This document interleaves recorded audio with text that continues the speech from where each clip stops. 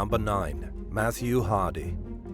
For more than a decade, numerous women were terrorized by a British serial cyberstalker who managed to fly under the radar while he turned his victims' lives upside down.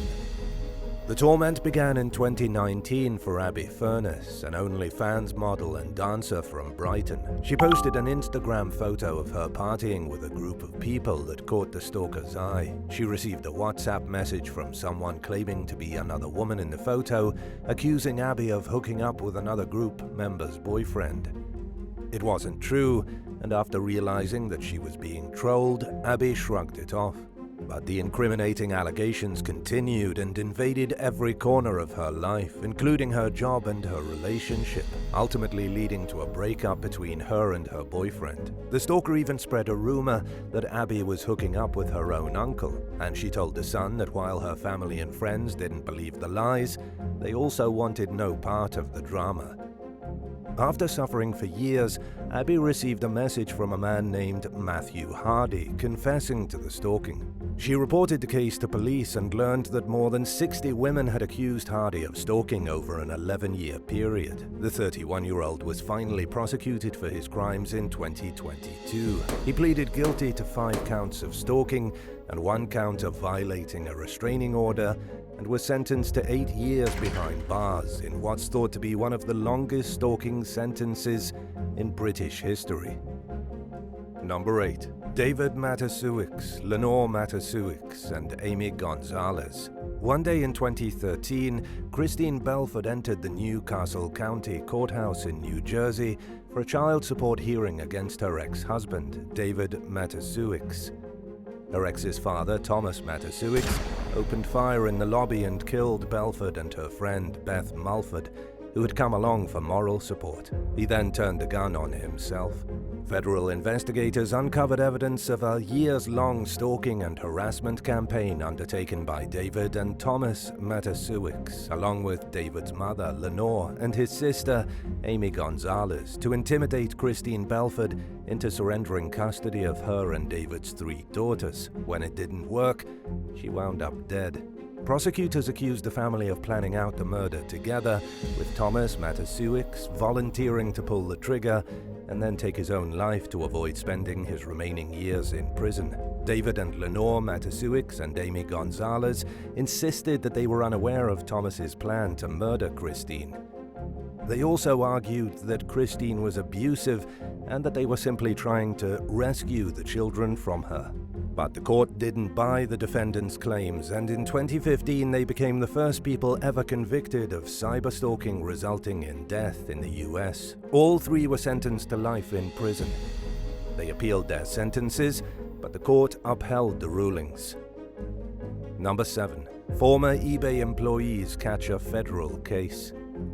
In 2019, Massachusetts couple Ina and David Steiner criticized eBay in their popular blog, E-Commerce Bites. The coverage reportedly enraged former eBay CEO Devin Wenig and other company leaders who allegedly gave executives the green light to aggressively harass and intimidate the Steiners.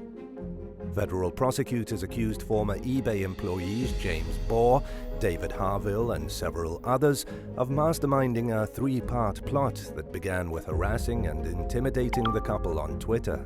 The Steiners also received numerous disturbing deliveries, including a book on how to survive the death of a spouse, a bloody pig mask, a fetal pig, a funeral wreath, and live insects. In the meantime, ads posted in the Casual Encounters section on Craigslist invited strangers to the couple's home for intimacy. At least a few suspects traveled to Massachusetts, where they allegedly broke into the Steiners' garage and attached a GPS tracking device to the family's vehicle.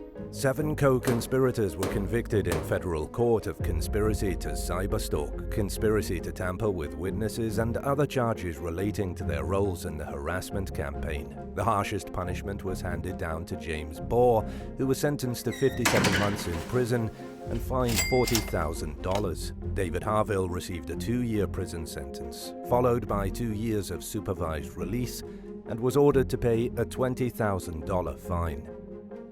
The 5 other defendants received sentences ranging from probation to 2 years in prison, and Wenig stepped down as eBay's CEO after the scandal broke in 2019. Number 6. Robert Merkel. In 2017, a woman named Angela met a man named Robert Merkel during a social event at a bar in St. Louis. They sat at a table with other group members and discussed current events. When Angela decided not to attend another event hosted by the same group, Merkel messaged the group organizer asking about Angela, which both she and the organizer found strange. A few days later, Angela received a message through the Meetup app from someone calling themselves James. In the message, the sender identified the location of the event where Angela had met Merkel and described violent fantasies. Angela continued receiving violent messages, and her friend was also targeted. She reported the information to police, and Merkel was arrested. He pleaded guilty to several harassment charges and was sentenced to 3 years in prison. Merkel was released in 2020. In August of 2022, he was arrested for allegedly threatening and cyberstalking 5 people since right after he finished his parole in 2021. He faces both state and federal charges and is being accused of threatening to assault at least 3 people. Number 5. Jason Lidl and Sarah Sorg. In 2022, federal prosecutors accused an active-duty U.S. Navy officer and his girlfriend of using the internet to harass, intimidate, and impersonate the officer's ex-wife in an apparent attempt to ruin her life. Court records revealed that when Lieutenant Commander Jason Michael Lidl and his ex-wife separated in 2018, Lidl stayed in Maryland while his ex-wife moved to Virginia with their 2 kids. Around that time, Lidl allegedly began an ongoing and extensive scheme against his ex. He's accused of compromising her online accounts, impersonating her in an attempt to compromise her job. He sent incriminating emails to places where she was looking for work, spoofing her email address and sending threatening messages to himself, and having her arrested by filing complaints over these knowingly false threats.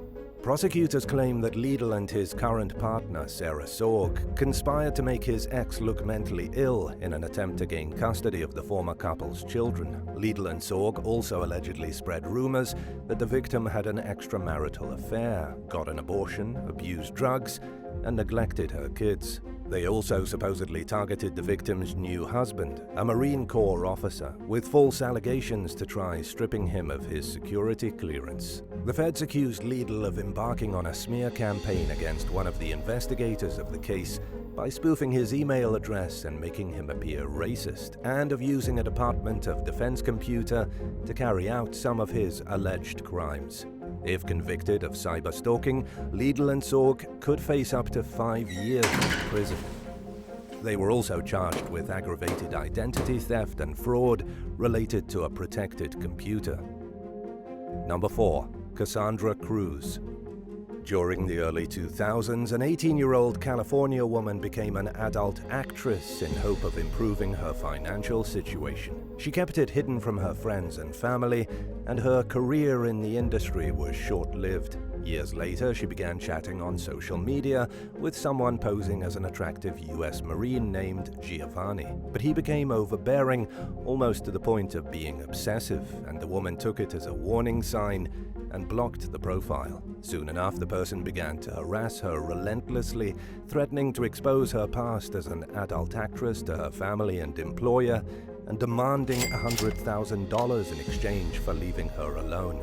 Over a 4-month span, the victim received over 900 calls and text messages on her cell phone, as well as hundreds on her home and work phones. In 2016, the FBI got involved. At first, they had difficulty tracking down the suspect due to the sheer number of fake profiles the person was using, but they eventually traced the violent threats to a college student from Miami named Cassandra Cruz. The feds lured the suspect into a video chat to discuss the 6-figure payment and arranged to meet with Cruz face-to-face to exchange the money. But instead of walking away $100,000 richer, she was charged with cyberstalking, extortion, and using interstate communications to threaten to extort. In a chilling statement, Special Agent George Now said that Cruz was so blinded by her obsession that she wanted to talk to the victim even while she was being driven to jail. Cruz pleaded guilty to cyberstalking and was sentenced to 22 months in prison. Number 3. Nicholas Edward Kurtz.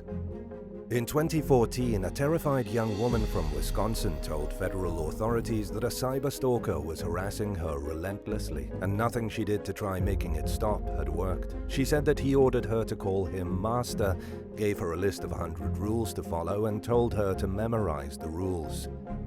He intimidated her into sending explicit photos and videos, threatened to post the photos and videos if she displeased him, and commanded her to harm herself.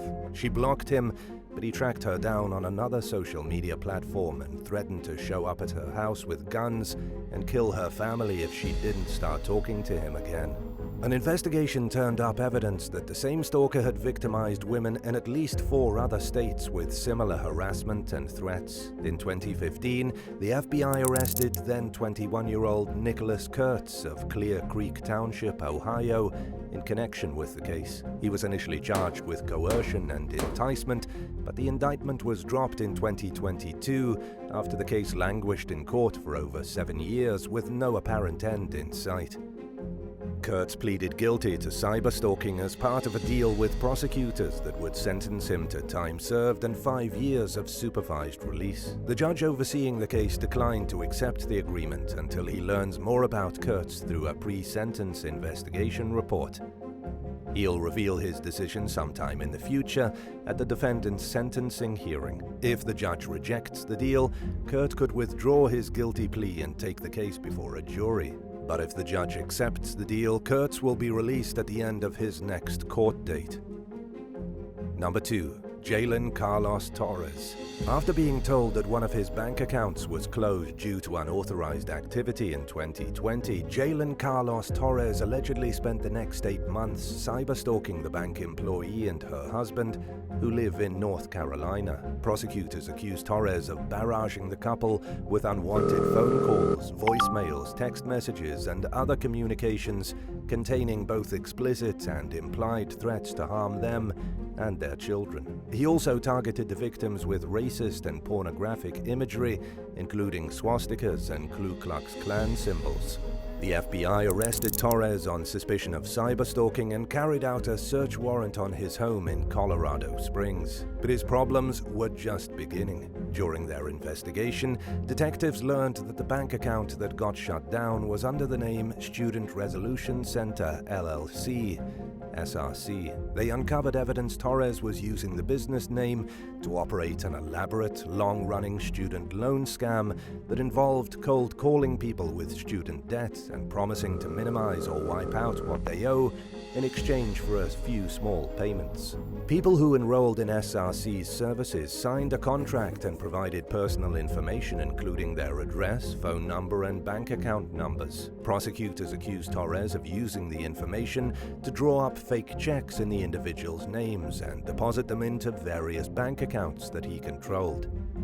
According to an expose published by the Daily Beast, some of the victims were elderly individuals who had never heard of the company and had no knowledge of the checks being written on their behalf. Investigators also discovered several other SRC bank accounts that were shut down in recent years due to unauthorized activity, including a suspicious amount of disputed charges.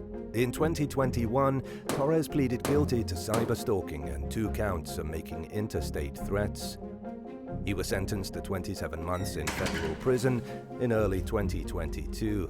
It's unclear whether the alleged student loan scam case is ongoing or if it was resolved. Number 1. Christopher Gafford. In 2015, a woman from Lubbock, Texas ended an 8-year relationship with Christopher Gafford, who she would later describe as physically and emotionally abusive.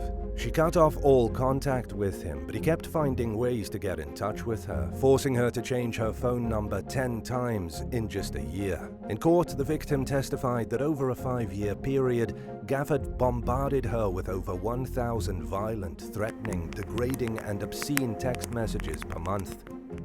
The disturbing correspondence included explicit photos and videos of himself and extremely graphic and vile threats to hurt and kill the woman, her parents, and other relatives. Gafford also allegedly targeted the woman's husband, children, business associates, and friends. By the time federal authorities finally arrested him in 2021, the harassment had destroyed the woman's business, affected her relationships with other people, and even impacted her kids' friendships, and it had left the woman and her husband in fear for their lives. One of her children was even kicked out of daycare after the business saw Gafford's social media posts and became concerned for their safety. Gafford pleaded guilty to 2 counts of cyberstalking and received a maximum 5-year sentence for each charge, amounting to a 10-year prison sentence. U.S. District Judge James Wesley Hendricks described the evidence against Gafford as one of the worst cases of cyberstalking he'd ever seen, and said that there was no reason to believe Gafford could change based on his criminal history. Thanks for watching. Would you rather find out that someone you thought of as a close friend was cyberstalking you in an attempt to extort money from you, or fall under police scrutiny over a false report filed by your ex? Let us know in the comments below, and don't forget to subscribe. See you soon. Bye.